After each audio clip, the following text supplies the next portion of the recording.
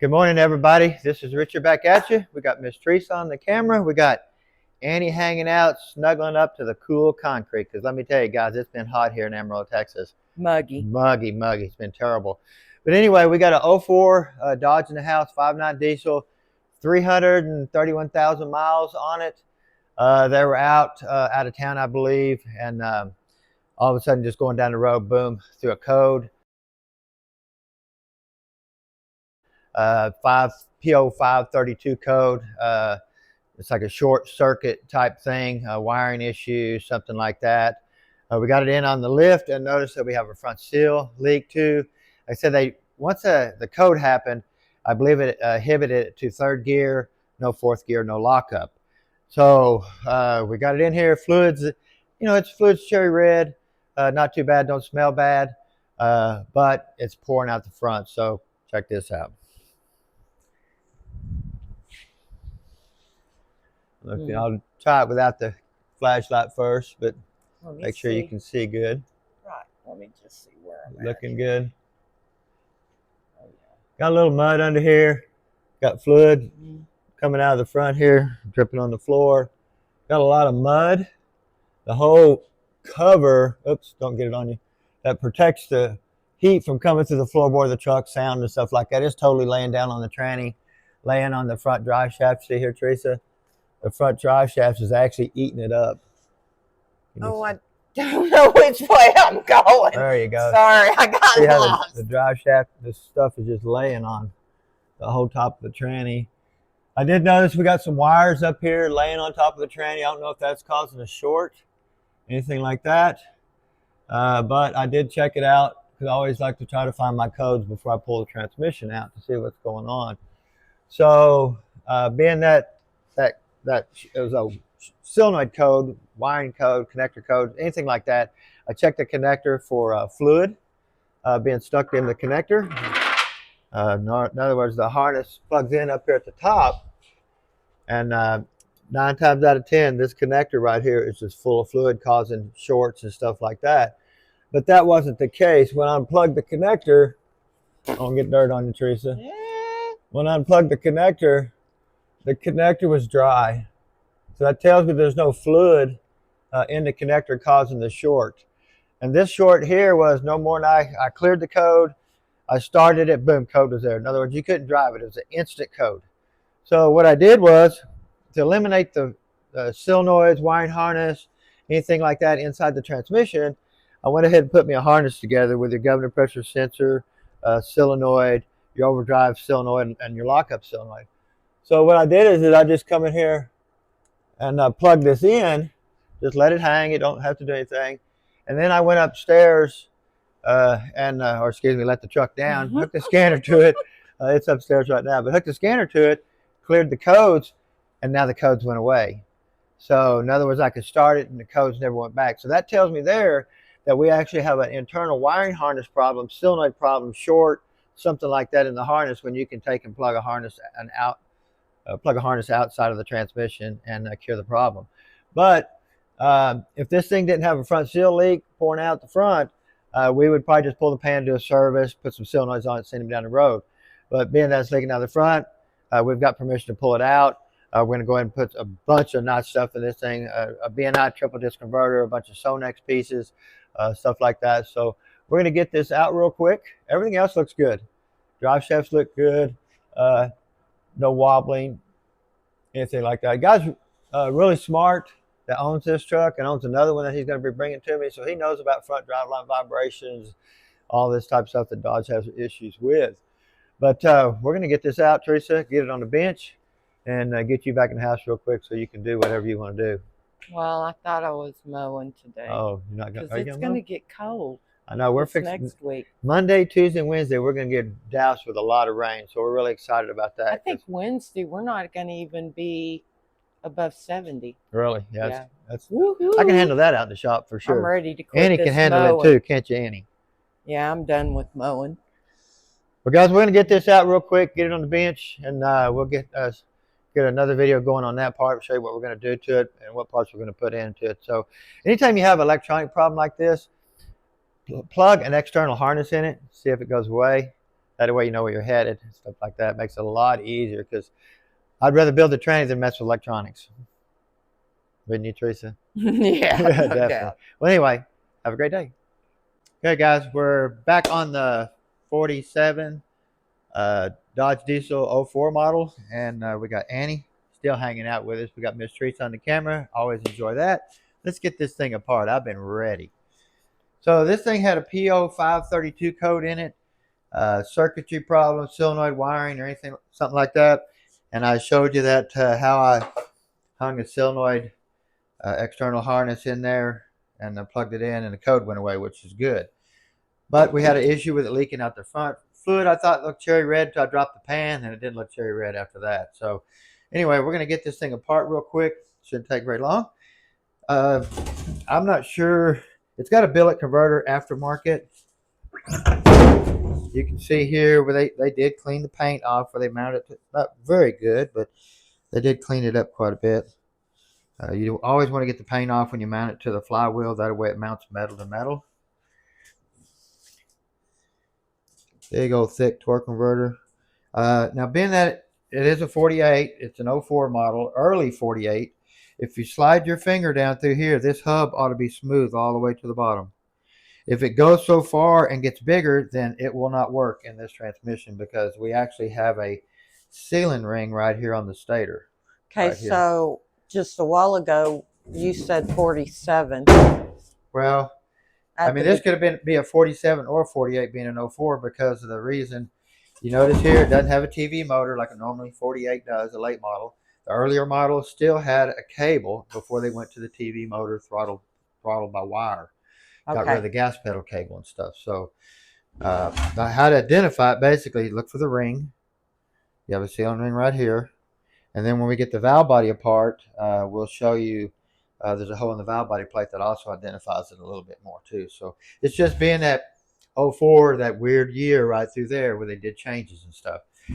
You notice here on the TV linkage, when you push the gas pedal down, it pushes this back. You let off the gas, it goes back. If this spring is left off or it breaks and you come to a stop, or you let off the gas, you come to a stop, and this linkage just goes halfway back or 3/4 of the way back, you can have harsh downshifts. This thing has to go all the way back. And that's what that spring is designed for, is to make sure this linkage always comes back and moves the throttle. So if you're having harsh downshifts or anything like that, look and see if that spring is missing. And there's two little holes right there that it hooks into. Your cable hooks, pulls it back. I've had them come in with a spring missing, harsh downshift, and that'd be the culprit. Don't want to lose that spring. Let's see, where are we going to start at today? At the starting place. At the starting place. We'll get this little piece off here first. A lot of times I like to tap that with a hammer first, which I didn't bring my hammer over here, so we'll just use a 1-inch wrench. Get a little gasket here. Being that this is a chamfered bolt, a lot of times they'll get rusty, get stuck, and when you hit it with an impact, you just twist your Torx off. If you're taking smack it with a hammer on each side, kind of give it a little love tap, it'll loosen it up a little bit for you. Of course, we have our TV linkage here.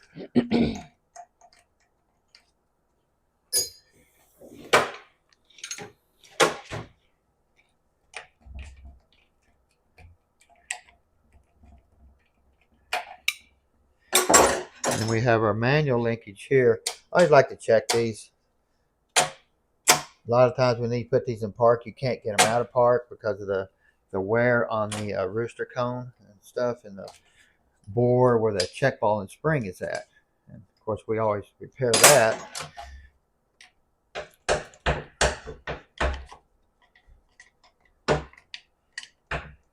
Come on. There we go.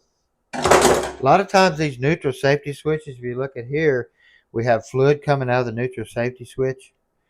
That'll give false readings on park, reverse neutral won't start, stuff like that. But we did not have any fluid in the connector. Just dry as a bone. But you remember we had a problem with the internal wiring harness, solenoid, or something.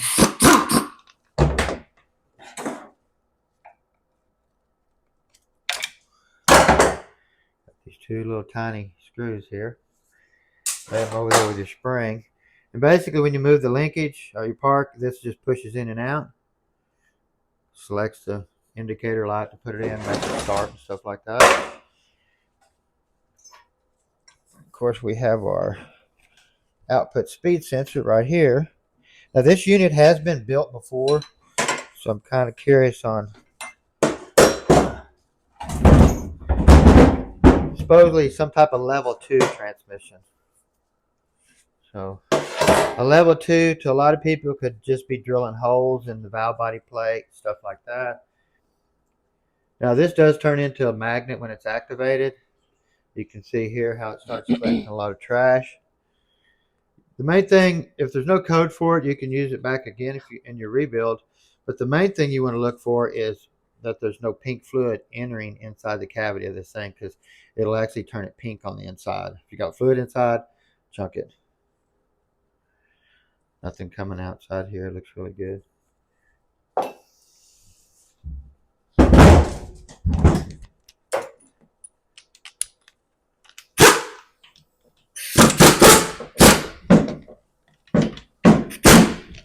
Ooh, stubborn.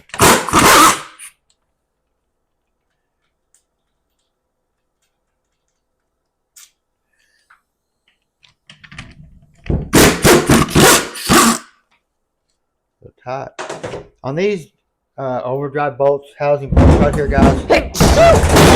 Excuse me. Every Sorry. one that I do, I put sealant on the threads and on the bolt right here. These bolts right here on the top don't go through into the center of the case. Okay, all these bolts on the bottom go into the case cavity, so they're capable of leaking fluid by the threads and out the bolt hole. So that's why you always want to seal bolts on the bottom, and some on the sides. You want to look to see there's fluid all over that bolt. See, it's actually running out of the hole. There's no gasket on that bolt. There's no sealant on that bolt or anything. So we always put sealant on there. The top ones don't go through into this case.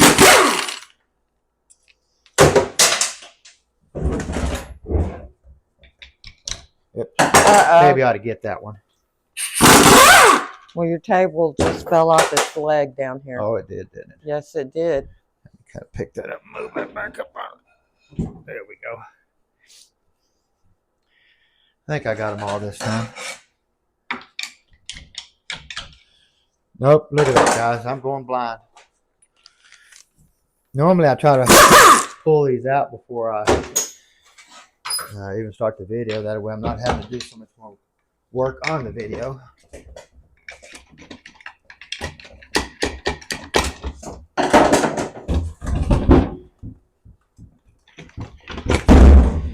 Okay. If you notice here, this is what I was talking about. These bolts right here go all the way through. Okay, into the transmission fluid. These don't. They go through the top. That's why all these bolts on the bottom need to be sealing. We seal them all, that way we don't have an issue. And also, this gasket right here, guys, anytime you rebuild one of these, I always put some type of glue on this gasket all the way around. I use yellow glue to glue it to the case, like that. That way it can't slip around, can't blow out, anything like that. So I always do that. That's a must. The same way with the pin right here. There's dual O-rings right here, but these pins still leak. The early 727s had a single O-ring, and they still leaked. And so Dodge decided to put two O-rings on there, and they still leak. So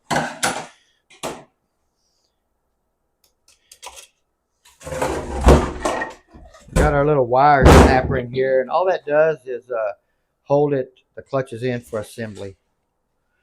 Your thick plate always goes towards the snap ring down there, because the ply of this piston is pushing everything down that way. If you stack the thin one down there first and put the thick one against the piston, it's going to wrap this all around down in here.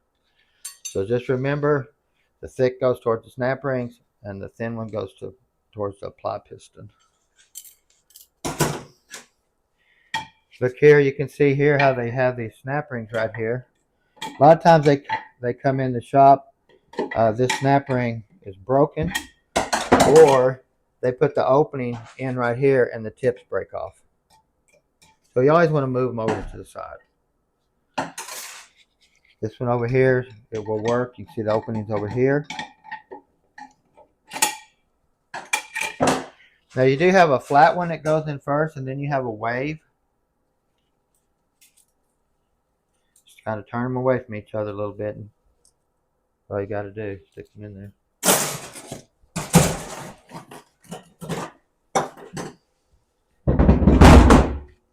Actually, I don't know how many miles this unit's got on it. The overdrive clutches, they're still there, a little dark, but they were still trucking. You can see here how much that snap ring moves in that bore. See that? Mm. Once we put this overdrive case saver in here, it eliminates all that wobbling. Okay, that's a must on every one that we do.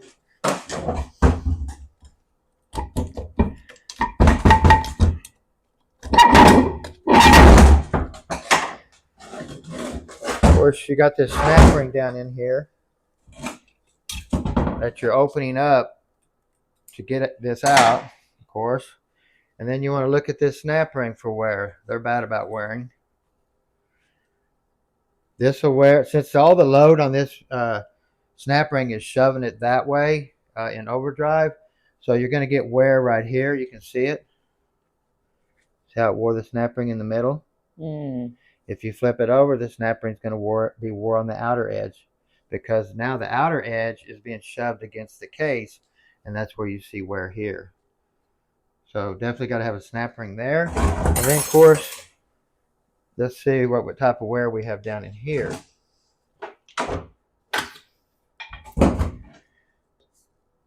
Yeah, I don't know if you can see down in there, but that wear is going to be right in here. I don't know if you guys can see it. I can see it. Can you?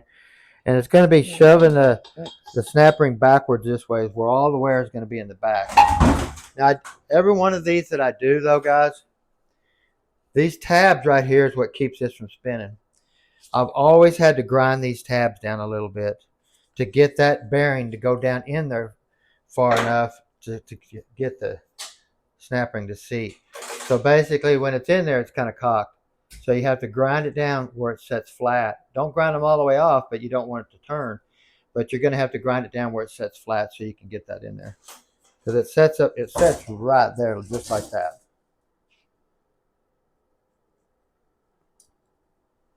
So, like I say, this big old bearing right here, you always want to replace it.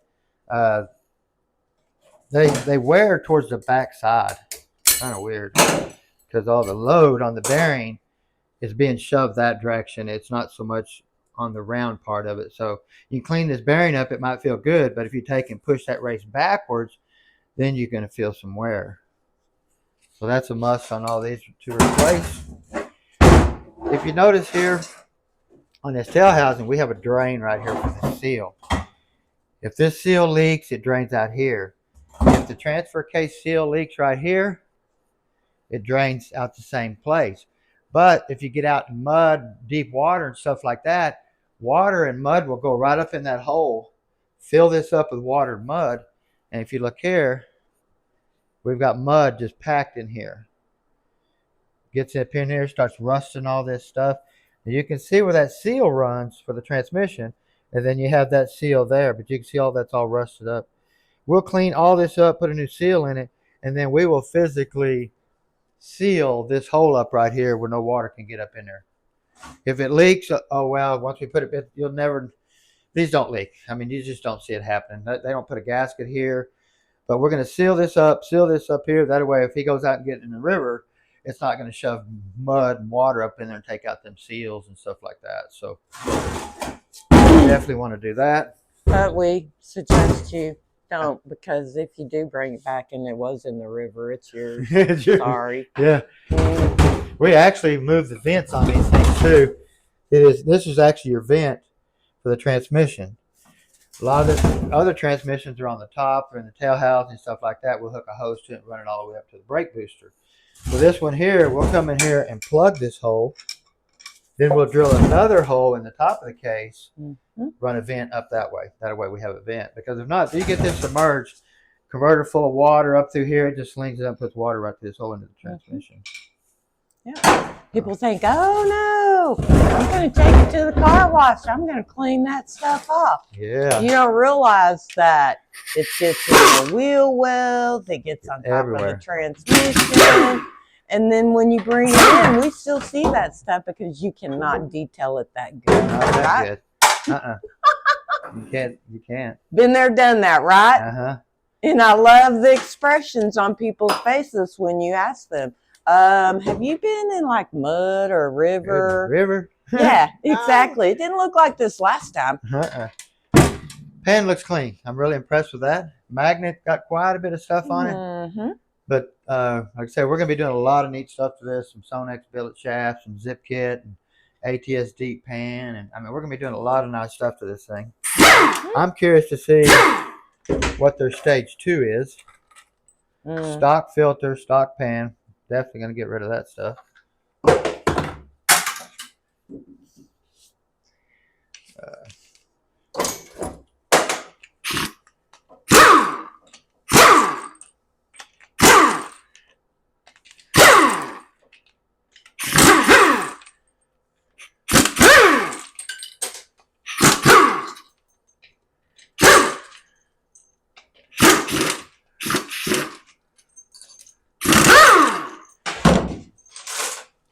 Like I said, this is the internal harness here. Your cylinders and stuff, basically the same thing I had here.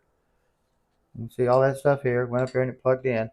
But once I unplugged this and plugged this in, the code went away. So we definitely got some type of issue going on with it.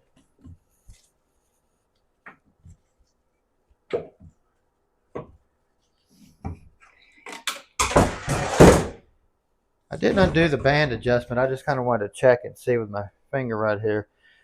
A good band adjustment on one of these is about the thickness of your finger. You know, they inch and 7/8. I mean, if you look at your instructions in your overhaul kit, because TranStar does put some really good instructions in there on band adjustments and stuff like that. Now, I can tell this is a shift kit spring. The factory spring is different.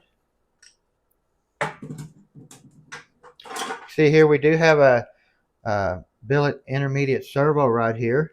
Now, we were going to install one too. What's that A right there for? I don't know what that is. That's kind of different there, huh? Well, I didn't know if it had something to do with that or just a case thing or, you know. That's something you'd have to cross or Hey, that's a good question, right? Somebody will tell us what that's there for, right? I hope so.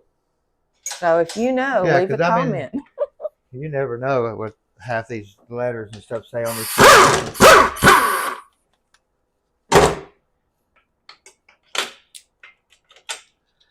Now, they do make an aftermarket one of these that are thicker in the middle. I've actually took 2 of these and cut them down and welded them in here to make it thicker. If you don't have something, you can do that. Just grab an extra one, weld it, but you still want to leave it out far enough to where you can get your band hooked in. But just weld another piece in there because they only bend in the middle.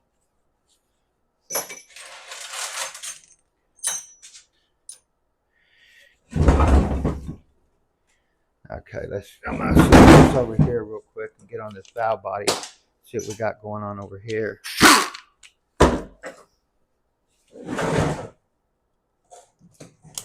got to pull that red clip back right there to unplug that.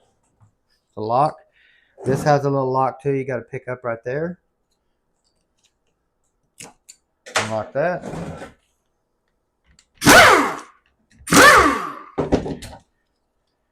Now, some shift kits will come with a metal plate that goes in between here to kind of restrict the fluid so it doesn't. Anytime you put a shift kit in these, you can have issues with flooding solenoids.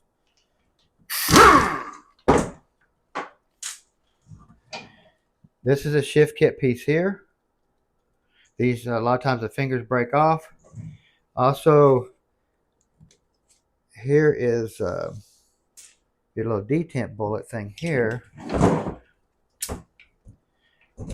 does. But they just have a little ball in there. What happens is this ball gets wore side to side right here because of this being your detent when you move your shifter. Click, click, click, click. Okay. This ball gets worn. Next thing you know, it doesn't climb right. The shifter gets really loose. Stuff like that doesn't hold in part good. My hands are dirty. I'll get one of this out. We buy the Transgo kit that comes with like 5 in a bag. And these are these little bullets that go back in there with a spring in the middle. That way, when you slide it in there, the bullet uses the whole bore to stay stable back and forth like this, where the ball will do this. But you get 3 in a kit when you buy them from Transgo. You get it from Transtar, but they're in a Transgo box, okay?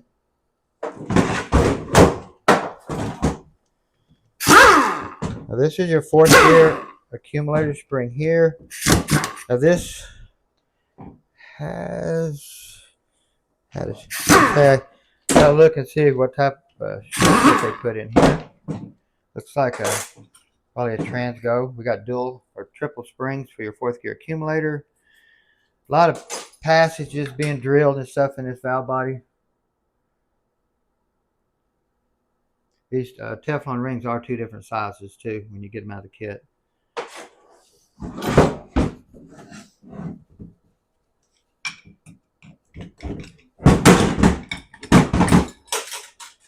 Always take and bend these tabs back like that. That way I'm not doing it later.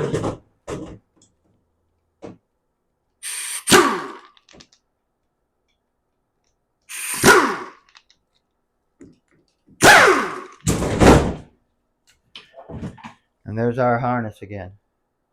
I mean, I could test it, try to find the short, look for places. It could just be a bad solenoids or something like that. Like I said, I don't know if it was replaced on the overhaul. Hard to say.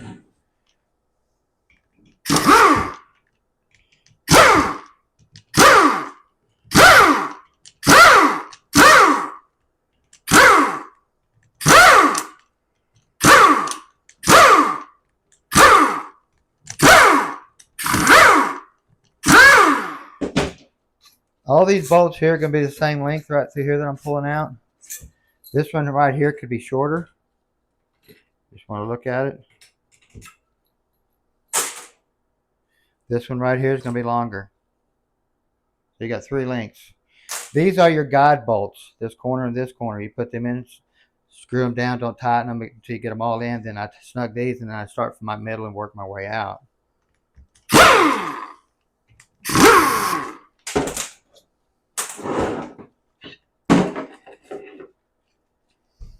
These are all your lockup valves, your 4th gear valves, stuff like that.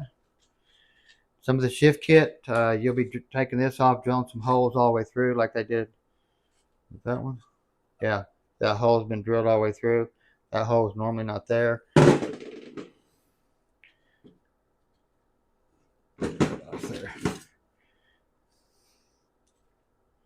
You'll see here we have 2 holes side by side. Anytime you have that, you'll have a check ball. Little tiny dude. Now the zip kit, I believe, does come with the check ball, and it does come with all the small check balls. So Sonex did supply you with some stuff. You can also here, you see this plate has that little hole right there by that filter. That tells you that it's a 48 RE high pressure valve body. Okay.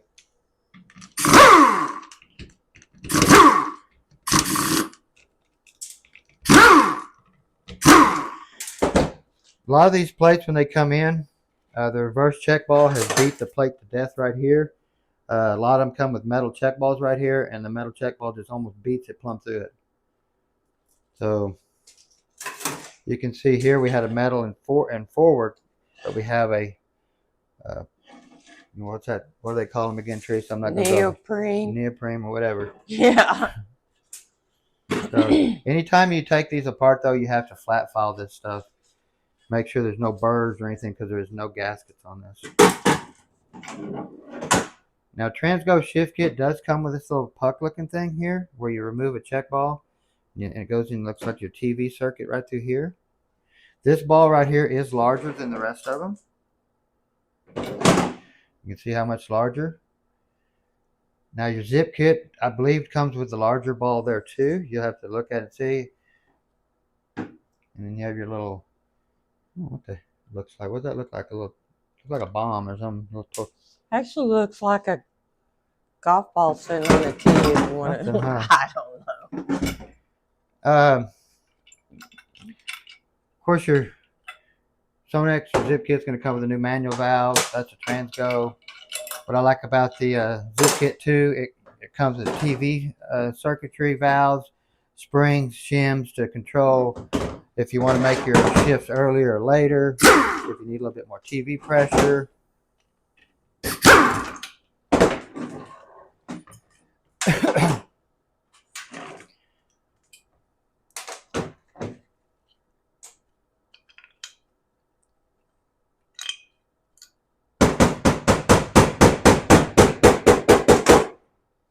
There we go.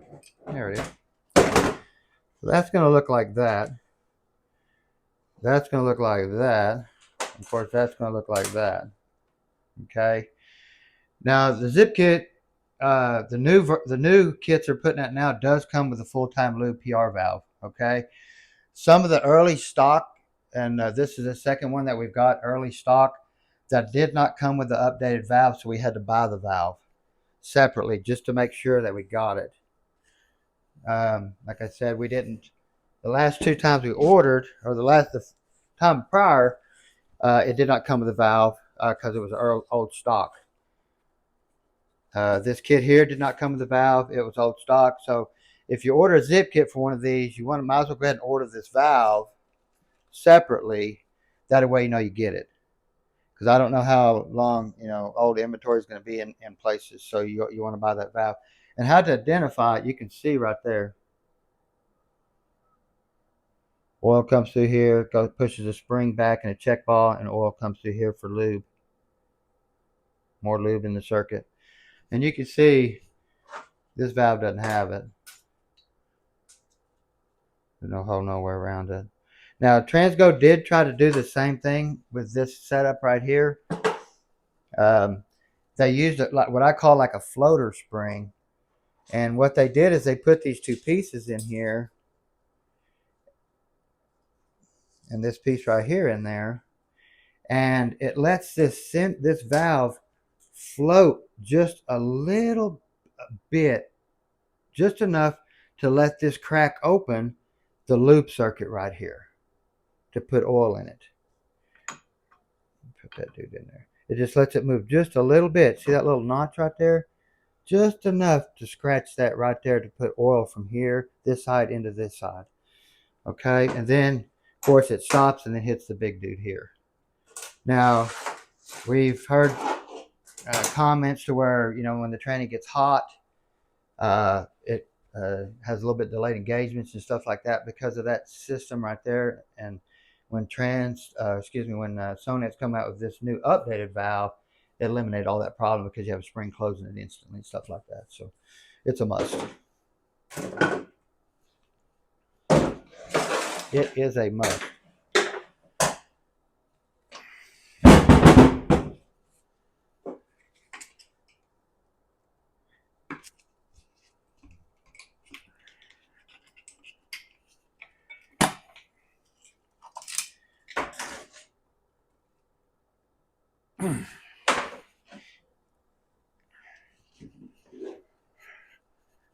Grab an air blower and blow that out there, Teresa. Oh, no.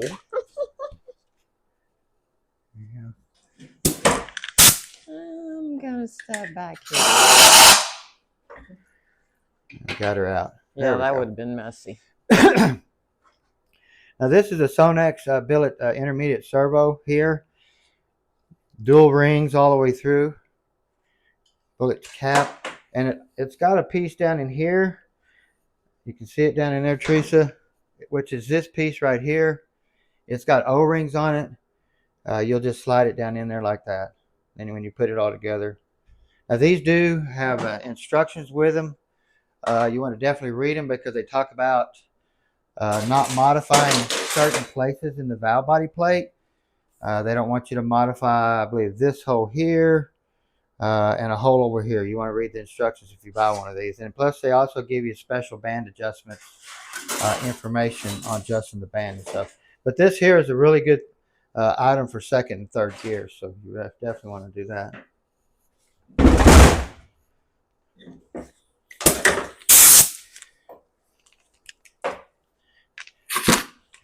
Let's see here. I'm going to look at the lockup circuit, see if they did anything. Okay, so this must be a single billet clutch billet converter because they drilled this hole right here. And anytime you drill that hole right there all the way through, you're going to have a firmer lockup. And on a triple disc converter, you do not want to drill that hole because you'll think you got hit with a Mack truck when lockup comes on. It's almost too firm, leaving the lockup circuit stock with a triple disc, but it's livable, and the durability that you get out of a triple disc is well worth it. But like I said, you just want to read your instructions before you just start drilling a lot of holes. I got one in here the other day that the tranny was just built, didn't last no time, and I actually had to put a whole nother valve body on it because I guess the guy had an assortment of drill bits and he used every one of them in the valve body.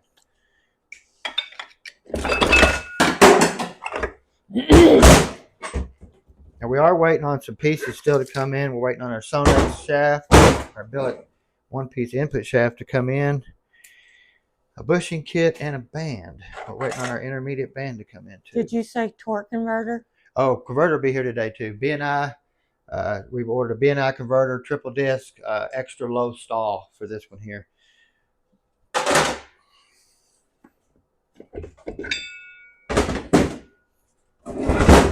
At least this one here is looking a lot better than the last one we did, Teresa.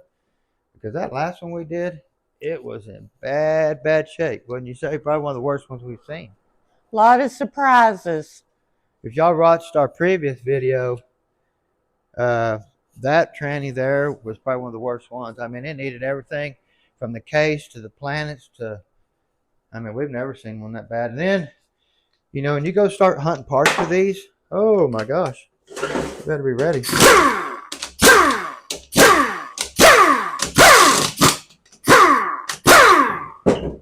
I said this was leaking out of the front. It could have been boiling the fluid. We don't know. Like I said, he drove it the way he drove it. Got a little bit of wear right there. You can feel that. You can see it too. Yeah, it's got some wear there. I can see it. It sets down. This went onto that side. Looks good though.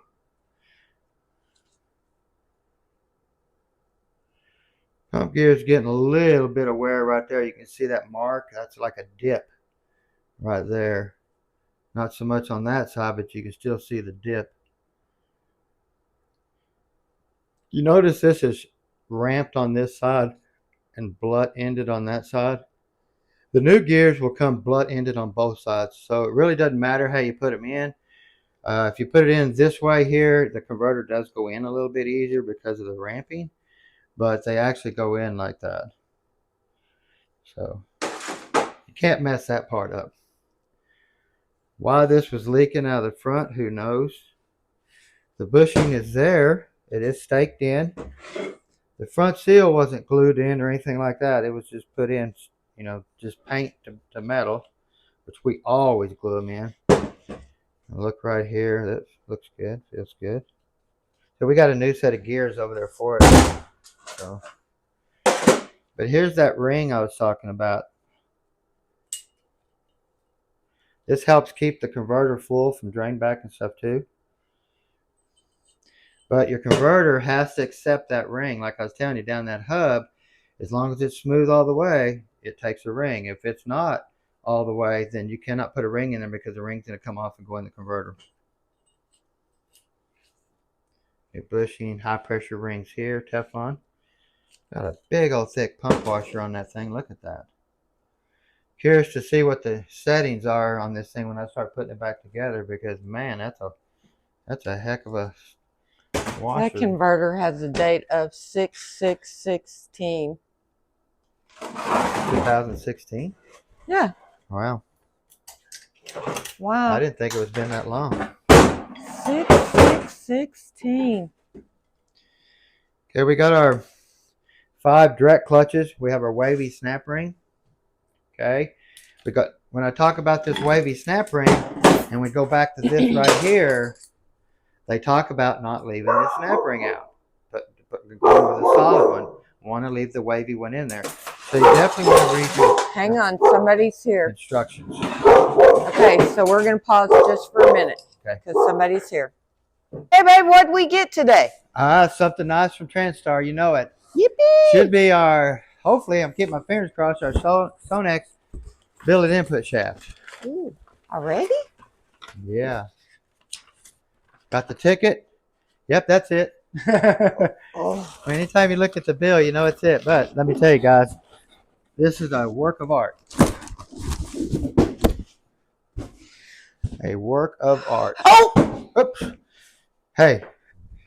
Was the box damaged when we got it, Richard? It's billet. Oh, okay.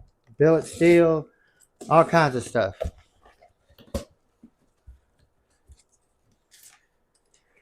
There you go. So what he done, we got our complete kit. We got our direct drum piston. Get this out of here. So this comes as a whole kit from Sonex. If you use it here, I mean, just in your instructions, it just talks about tabs and stuff where you gotta, since we have this one tab here now, you can't put the steel on top of it. It's got to set in between it like that. And what this is designed for, to keep the piston from moving. If you notice here, this piston has it, but it's not sticking up. You can put the steel anywhere you want to put it. This one, you have to put the notch in between the, like that. So really, really neat stuff. I like doing these so much when I get to work with all this cool stuff.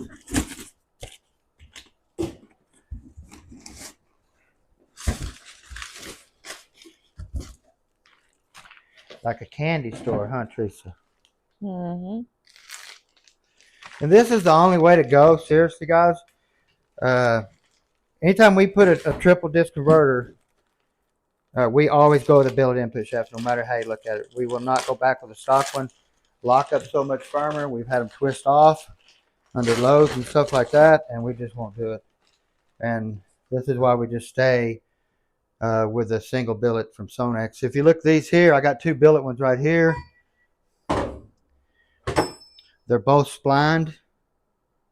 But this is solid. Can't wobble. This one of these come in on a unit that we did.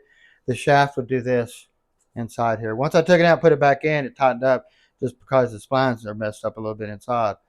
But there you go. Isn't that pretty? Mm-hmm.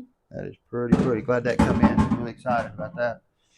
Especially, I didn't realize he was sending me that one kit that come with that piston, because you can actually buy that drum without the other pistons. So we have our sealing rings here. Now this is a Transgo high pressure ring. And then your zip kit will come with these rings right here from Sonex. I wish Sonex would add that ring to the kit. I think that would be a, I mean, I don't have to get it off. I'm not going to use the drum anyway. See how that's loose in there? Or, you can hear it. I mean, it does. It's loose in there.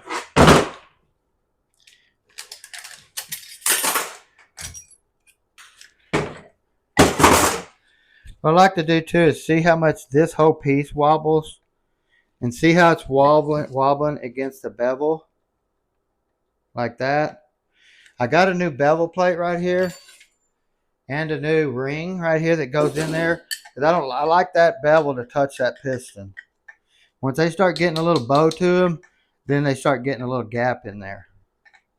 And there's no way to tighten it up unless you put something under the piston or something. And of course, there ain't no way to do that. You can get different pistons and swap them in and out because some are a little bit different heights and stuff. Try to tighten that up. But if not, get you another bevel, because I've had guys come in where they up the pressure too much, and right when they put it in the gear, boop, it bend it. Vehicle quits moving instantly because they just turned your pressure spring in so much. And this is your adjustment on this spring right here. They just cranked it in so much without putting a gauge on, didn't know what they had. So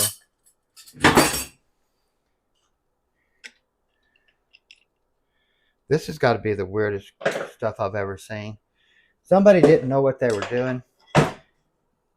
I know somebody sells these shims right here, but I didn't know that the shims,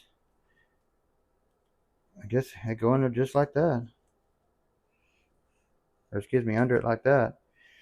But I've never used them before. I've got so many different ones of these and washers and everything to set my clearances. So they basically go like that. The shims go under here to lift it up and set your clearances. I don't do it that way. There's your forward clutches. Solid snap ring. Plastic.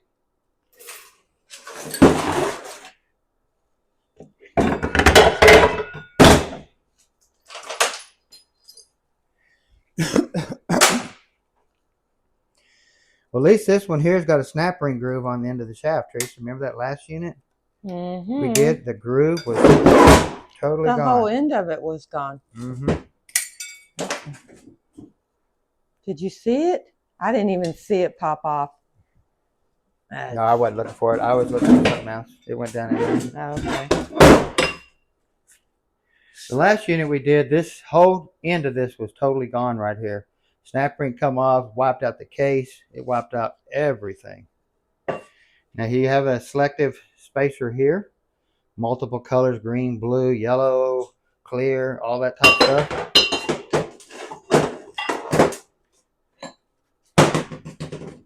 These poor old load washers just really take a beating. You can see how much force that load washer is trying to shove it through the rear planet as it's trying to slip in oil. It's still trying to shove the washer through the planet. You want to check these splines for any stripping or anything. Check these wobbling, turning purple and pitting. Here's our other load washer. Look at that, guys. Crazy how much load it pushes on that washer trying to shove it through the planet. And here's our shell. We want to look here for wear. This is where your third gear drum locks on. A lot of times when guys build these units, they don't realize you can adjust how deep that drum goes in there. I get them in here, the drum's out here like this. Once it gets that wore and it starts getting an angle to it like that, next thing you know, it's trying to kick out. So you got to adjust it to where you get that drum down in there pretty deep. Okay. Sun gear, you want to check it for pitting, anything like that. We replace every one of these, and we also replace the overdrive sun gear. There's the new one here, and there's the overdrive sun gear there, and the new forward sun gear here. Replace all of them. You want to take this apart. This is kind of a bear. Take these ring out there. Let me see if I have stuff over here to do it. Maybe.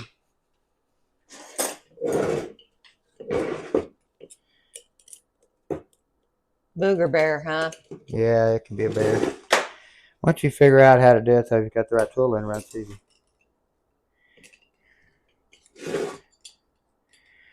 Now, they do make two different versions of this shell. They make a thick and a thin.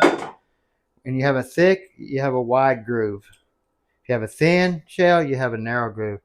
47s, 48s have the thick one. So you're going to be running a thick groove. You just want to come over here and make sure the groove's thick. Just remember, if you notice, you have a short gear and a tall gear. Tall gear goes in the rear planet. Short one goes in the forward planet. Okay. You want to look at this washer. If it looks good, you can flip it over, and then you got a brand new spot. Look at your shell in here for any wear. Make sure it's not trying to strip there. They do have a little bit of tinga-tinga right here when you move them. That's just normal. Even the new one does. Just where they are. Forward Planet. This washer will always come out looking brand new. I don't even know why they sell it, because it always comes out looking brand new. And then, of course, you have your other washer here. Takes quite a bit of load. You see there where it tries to shove it through the Planet. And them are indentions, guys. You can physically feel those. Oh, yeah, you can tell. I mean, they're indentions where it's trying to shove it through there. We do have a little washer looking, not washer, but plastic bushing looking thing that sets in here. There is no bushing that goes in between here. You got that plastic piece.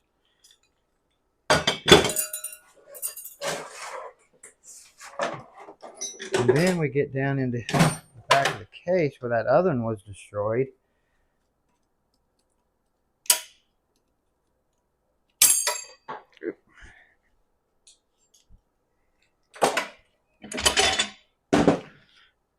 Your washer kit will come with a new brass one here. You can see it here.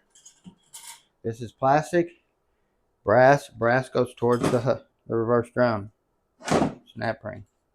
Plastic goes either direction. On these here, you mainly want to look in here. All your trash coming out of your cooler, out of your torque converter, anything like that, it's going to come right through here. It's going to hit this area right here first and wipe it out. You already got some pretty deep scratches through here. If you're using it again, Scotch-Brite it up, Scotch-Brite this hub here, because you do have a roller clutch down in here.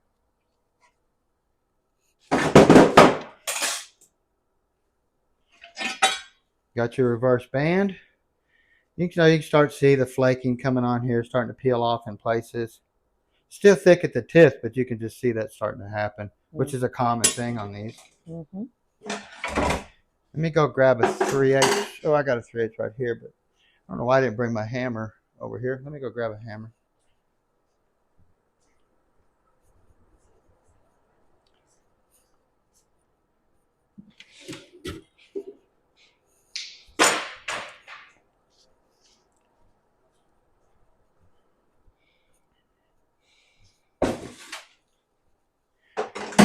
Anytime this pin right here, you want to make sure you push it out with a screwdriver or something. Just kind of tap and push it out, because this area right here is so sharp. If you take your finger and shove it out, you're gonna have two cuts down both fingers, or down that finger when you shoved it out like that.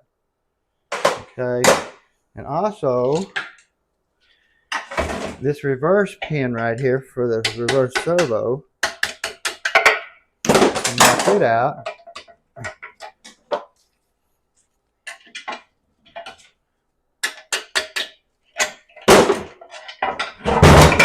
There we go. Remember me talking about the two O-rings? You always want to replace these O-rings in the kit, but you also want to put some sealant on there to when you put it back in, you're pushing sealant through here.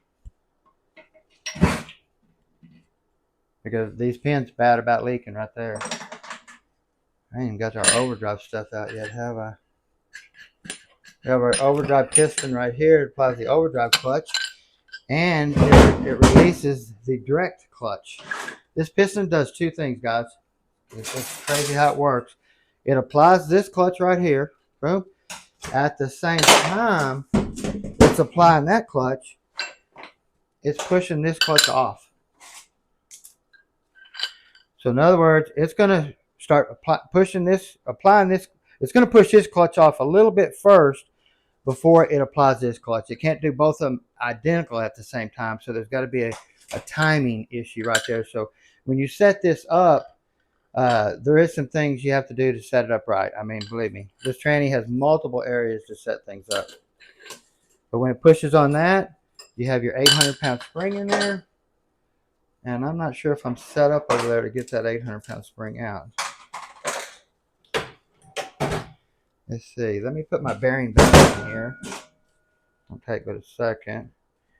And I put a whole bunch of stuff over by my car. actually been doing a total rewire on my car, so I'm not sure if I'm even set up over there to get this apart.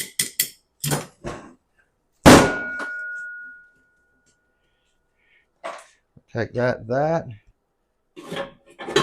We'll take this. Let's go see what we got, Teresa. I might have to set it up.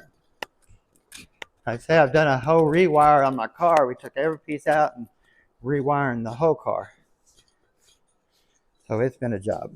Take a little picture as we go by.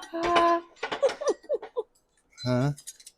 Oh, I was just showing what you had going on. Actually, I'm going to do this a little different. Let me grab my other piece because I learned a trick on getting it out without it binding up like it did the last time. And I'm going to take them loose both at the same time. I think. Maybe. We'll have to figure it out.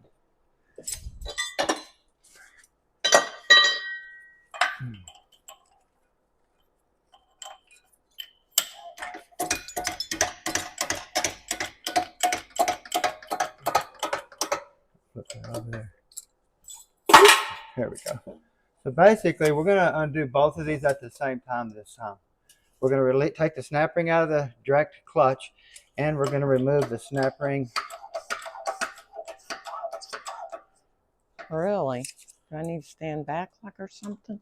Yeah. Ooh, it sounds scary. Okay, there's our wire ring. It just looks like a round piece of wire. And then we have our snap ring right here. A lot of times these snap rings right here, they're broken when they come in. There's multiple pieces laying down in there. So let's see what we got if this is going to release. Look at that, it released perfect. All the way to the top. Yeah. I definitely like doing that way than the other way for sure. No doubt. So basically, we can get to the direct clutch and we can get to that big old bad snap ring or spring.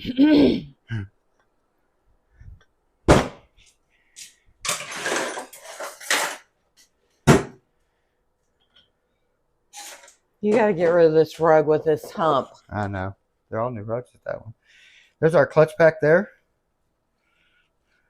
Your overhaul kit, like I say, when you get your steels and your clutches, stack them up beside each other and slide them over and make sure they're the same height. Because they made multiple variations of this clutch pack right here.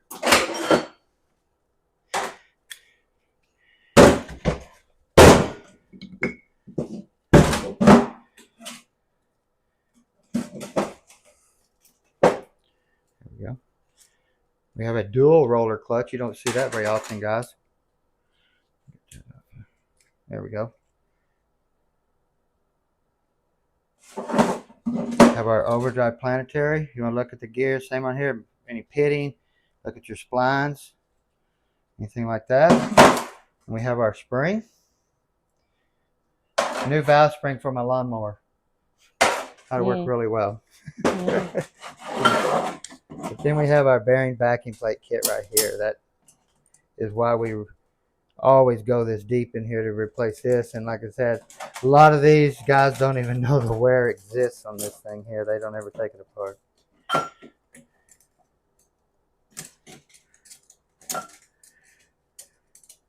Come on, get up there.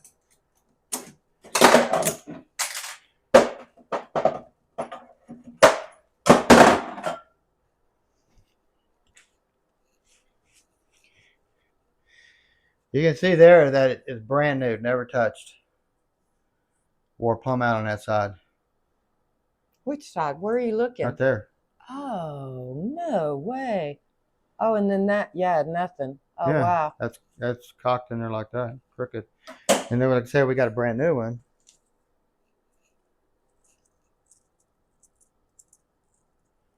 See? Of course, that locks onto your new sun gear. Your overdrive sun gear.